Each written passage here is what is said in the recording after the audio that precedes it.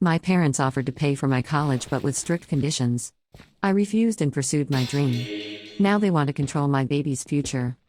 I, 32F, have been struggling with my relationship with my parents, 60s MF, and sister Patricia, 35F, for years, mainly due to my career choice and financial decisions. To understand the current situation, I need to go back to my high school days.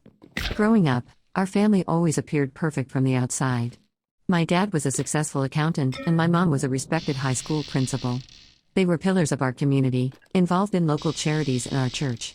Patricia and I were expected to maintain this image of the perfect family. When I was 16 and Patricia was 19, our parents sat us down for what they called a family meeting. These meetings were usually reserved for big announcements or serious discussions. Patricia was already in her first year of college, having started her pre-med track. I remember feeling nervous, wondering what this could be about. Our parents revealed that they had been saving for our college education since we were born. They had substantial college funds for both of us, which was a relief because I had been worrying about how to pay for college. However, the relief was short-lived as they began listing the conditions attached to accessing these funds. To get our college fully paid for 4 years, we had to attend a state school, maintain a 3.5 GPA, allow them access to our grades each semester, stay out of any legal trouble, and they had to approve our majors. Their reasoning was that they didn't work hard and save money for years just for us to waste it on a useless degree. They also promised a monthly allowance if we agreed to these terms. Patricia, already in college and thriving in her pre-med program, quickly agreed. She had always been the golden child, effortlessly meeting our parents' expectations. I, on the other hand, felt a sense of dread. I had always been more creative, more of a dreamer. While I excelled in my English and art classes, I struggled with math and science. At the time, not knowing what else to do, I reluctantly agreed. I was allowed to spend my first year undeclared to complete my general education requirements. I hoped that during this time, I'd find a major that both interested me and would meet my parents' approval. That year was tough. I took a mix of classes, trying to find my passion while also considering what my parents would accept. I joined the college newspaper and fell in love with writing. I took a creative writing class as an elective and found myself looking forward to it more than any other class. During the summer after my freshman year, my parents sat me down again. They said it was time to pick a major. With a mix of hope and fear, I admitted that my passion wasn't in the fields they wanted. I told them about how much I loved writing, how I had excelled in my creative writing class, and how I wanted to major in creative writing. The silence that followed was deafening. Then my dad laughed, thinking I was joking. When he realized I was serious, his face hardened. My mom looked disappointed. They both started listing reasons why this was a bad idea: no stable career, low earning potential, not a real job. I tried to argue my case. I talked about famous authors, about how writing could lead to various career paths like journalism or publishing. I even suggested double majoring in creative writing and something they approved of. But they wouldn't budge. My parents said, "These are the terms," and cut me off financially. They said I could continue with their support if I chose an acceptable major, but creative writing was out of the question. Patricia, who was home for the summer, sided with our parents. She called me ungrateful and accused me of trying to take advantage of our parents' generosity. I was devastated. I felt like my dreams were being crushed, but I couldn't bring myself to give in. So, I made the difficult decision to go it alone. I moved out of my parents' house and into a tiny apartment with 2 roommates. I took a full-time job as a waitress and reduced my course load to part-time. It was incredibly hard. I was working long hours, often late into the night, then trying to study and complete assignments. My grades suffered initially as I struggled to balance work and school. But I was determined to prove to myself and my family that I could do this. It took me 6 years to graduate, but I did it with a degree in creative writing. During this time, my relationship with my family became increasingly strained. They would often compare me to Patricia, who had graduated medical school and started her residency as a pediatrician. After graduation, I struggled to find a job in my field. I worked various odd jobs, barista, receptionist, retail, to make ends meet while trying to establish myself as a writer. I wrote whenever I could, submitting short stories to literary magazines and working on my novel during my lunch breaks and late into the night. During this time, I met Dustin, 34M, at a local writing workshop. He was an aspiring screenwriter working as a high school English teacher. We bonded over our love of storytelling and our struggles to break into the industry.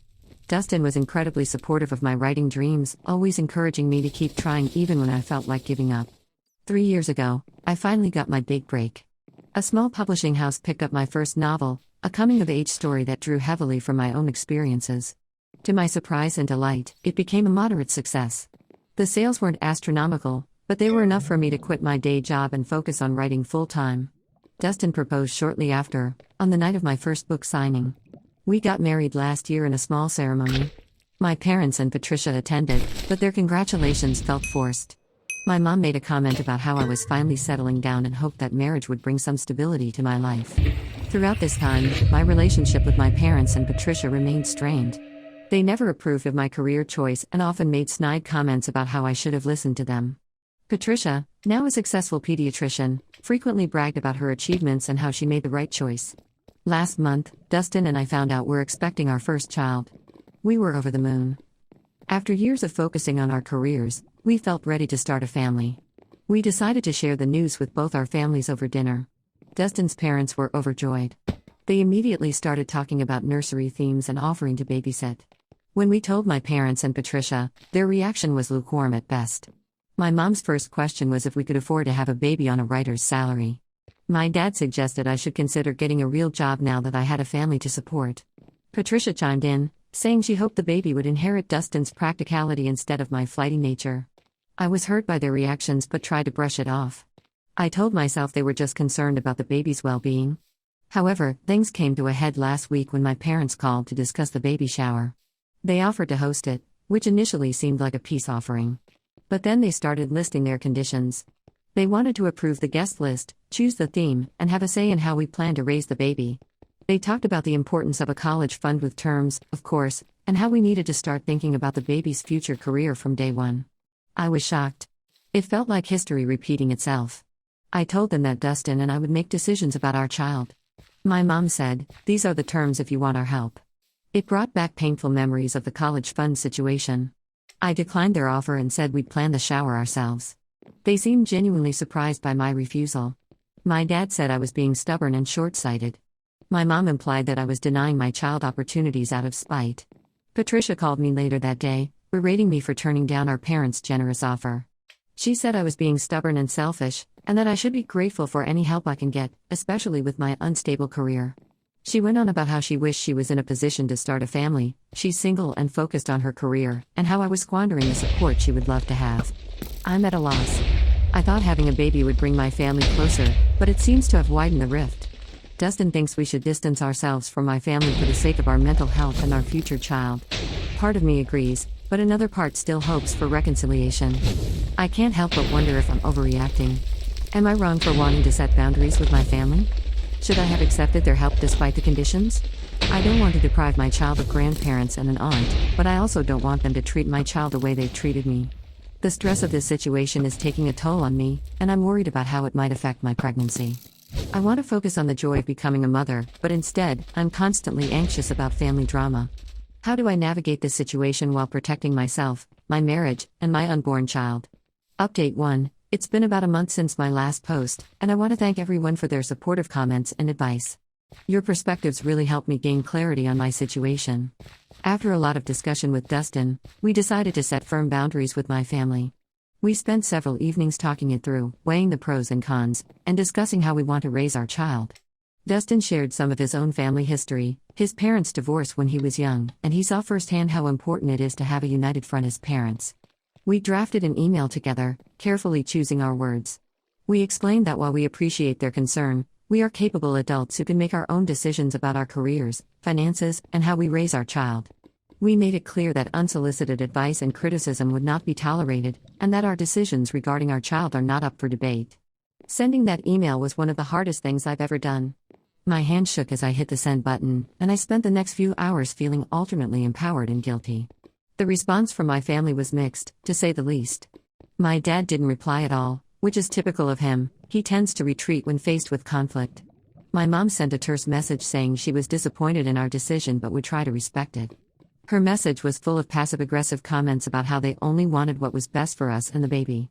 Patricia, however, exploded. She called me, yelling about how I was tearing the family apart and that I would regret pushing them away when I needed help with the baby. She brought up every mistake I'd ever made, from my foolish decision to study creative writing to my unstable career choice. The call ended with her saying she wasn't sure she wanted a relationship with me if this was how I was going to behave. Despite the family drama, Dustin and I went ahead with planning our baby shower. We decided to have a small, intimate gathering with close friends and Dustin's family. Planning it was actually a joy. We chose a children's book theme as a nod to our love of storytelling. The shower itself was lovely, filled with genuine joy and excitement for our baby. It was a stark contrast to the tension with my family, and it reinforced that we were making the right decision in setting boundaries. A week after the shower, I received a surprising call from my childhood best friend, Lily, 32F. We had drifted apart after high school, mainly due to attending different colleges and the demands of our lives. She had heard about the family drama from a mutual friend and wanted to check on me. During our conversation, Lily revealed something that shed new light on my family's behavior. Apparently, when we were in high school, my parents had approached Lily's parents with a similar college fund deal.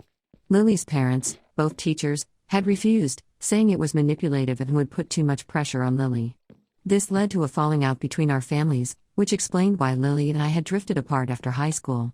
Learning this was like a missing puzzle piece falling into place. It made me realize that my parents' controlling behavior wasn't unique to me or even to their children. It was a pattern that extended to how they interacted with others as well. This information strengthened my resolve to maintain boundaries, not just for myself but for the sake of my child. On a happier note, my writing career has been going well. My publisher offered me a 2-book deal based on the outline for my next novel and the sales performance of my first book. This deal will provide some financial stability for our growing family, which is a relief. I've set up a writing schedule that I hope to maintain even after the baby arrives. Dustin has been incredibly supportive through all of this. He's even converting our guest room into a home office for me, complete with a comfortable armchair for when I need to write while nursing. His excitement about becoming a father is infectious, and it helps balance out the stress from my family situation. As my pregnancy progresses, we've been attending childbirth classes and preparing for the baby's arrival. It's bittersweet doing this without my family's involvement, but it's also liberating to make decisions without judgment or conditions. We're focusing on creating a positive, loving environment for our child. We've decided not to share any more pregnancy updates with my family. If they want to be involved, they'll need to reach out and show that they can respect our boundaries. Until then, we're focusing on the excitement of becoming parents and creating the kind of loving, supportive family we want our child to grow up in. The journey hasn't been easy, and I still have moments of doubt and sadness. But overall, I feel more at peace with our decisions.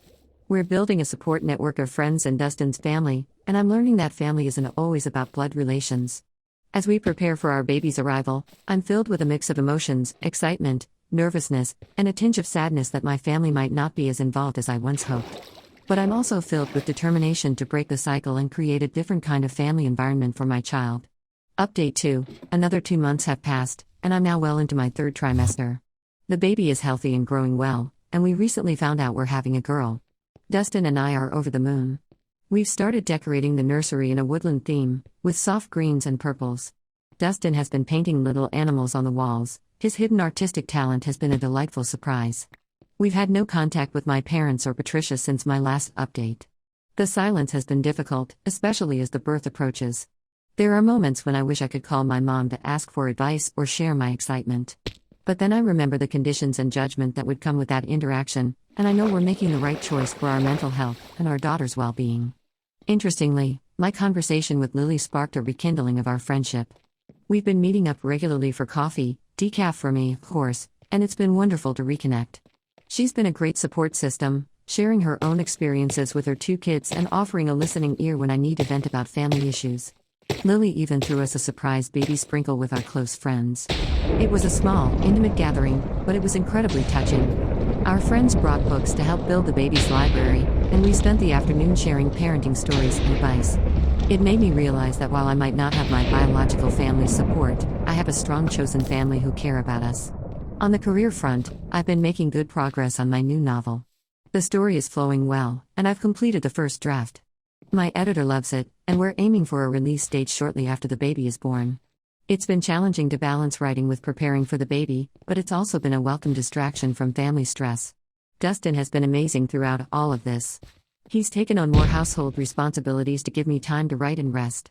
He's also been my rock emotionally, always there to reassure me when I have moments of doubt or sadness about the situation with my family. Last week, we received an unexpected letter from my maternal grandmother, Nana, 85F. Nana lives in Florida and has always been a bit removed from our family dynamics. I've always been fond of her, but we don't see each other often due to the distance. In her letter, Nana expressed her disappointment in how my parents and Patricia have been treating me. She revealed that she had a similar experience with her own parents when she chose to become a teacher instead of following the family business of running a small grocery store. Her parents had disapproved, saying teaching wasn't a real career for a woman in those days. Nana encouraged me to stay true to myself and offered her unconditional support. She even enclosed a check as a gift for the baby, with no strings attached. She wrote that she hopes to visit once the baby is born and things have settled down. Nana's letter was incredibly comforting. It made me realize that while I may not have my parents' or sister's support, I'm not alone. I have Dustin, my friends, Dustin's family, and now Nana in my corner. It's a powerful reminder that family is about love and support, not control and conditions. We're now in full nesting mode, preparing for our daughter's arrival. We've been attending birthing classes, touring the hospital, and finalizing our birth plan. Despite the family drama, I'm feeling more confident and excited about this new chapter in our lives. As the due date approaches, I find myself reflecting on the journey that brought us here. While it hasn't been easy, I'm proud of the boundaries we've set and the family we're creating. I'm determined to break the cycle of conditional love and support that I grew up with. Our daughter will know that she is loved unconditionally and that her dreams are valid, no matter what path she chooses in life. Update 3. Our daughter, Zoe, was born 3 weeks ago, and our lives have changed in the most wonderful way. The birth went smoothly, and both Zoe and I are doing well. Dustin has been an incredible father and partner, taking paternity leave to help during these early weeks. The first few days were a whirlwind of sleepless nights, diaper changes, and figuring out breastfeeding. But every time I look at Zoe's tiny face, I'm filled with an overwhelming love I never knew was possible. Dustin and I are learning together, supporting each other through the challenges of new parenthood. 2 days after Zoe's birth, I received a text from Patricia. She had seen the birth announcement I posted on social media and congratulated us. Her message seemed genuinely warm, without any of the usual judgmental undertones. I was cautiously optimistic but also wary of getting my hopes up. A week later, Patricia called and asked if she could visit. After discussing it with Dustin, we agreed but set clear guidelines for the visit.